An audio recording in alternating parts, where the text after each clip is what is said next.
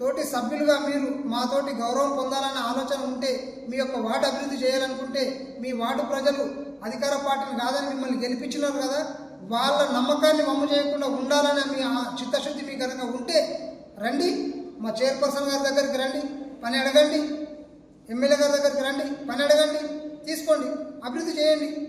అంతేగాని ఎంతసేపు మాకు ఇది ఇవ్వలేదు, మాకు ఇది లేదు, ఎంతసేపు మీకు రాలేదనే బాధనే తప్పితే ప్రజలకు ఇస్తున్నామన్న బాధన, లేదంటే ప్రజలకు నిరుపేదలకు ఇస్తున్నాం మేము, మీకు ఇవ్వడం లేదంటే నిరుపేదలకు ఇస్తున్నామనే కదా అర్థము. ఎంతసేపు మాకు ఇవ్వాలనే బాధ మీద తప్పితే వేరే ఏమీ లేదు.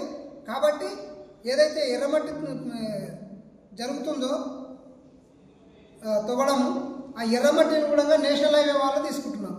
మీకు అందరికీ పత్రికా విలేకరులకు కూడా ఈ విషయం అందరికీ తెలిసే ఉంటుంది. దాదాపు మీకు తెలియకపోతే తెలుసుకోండి. ఎర్రమట్టి అనేది కేవలం వాళ్ళు అక్రమంగా తీసుకొని వెళ్ళి అమ్ముకోవడం లేదు.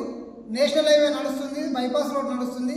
ఆ రోడ్డుకు సంబంధించిన పనుల కోసం ఆ ఎర్రమట్టిని తరలిస్తున్నారు అనేది మీరు గ్రహించాలి. ఆ గ్రహించిన తర్వాత మీరు మాట్లాడండి దయచేసి.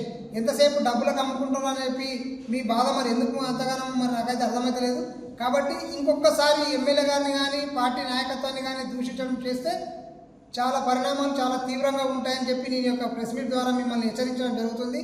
దయచేసి అభివృద్ధి కోసం ముందుకు రండి, అడగండి, అభివృద్ధిని చేయించుకోండి. ఈ అవకాశం ఇచ్చిన మా యొక్క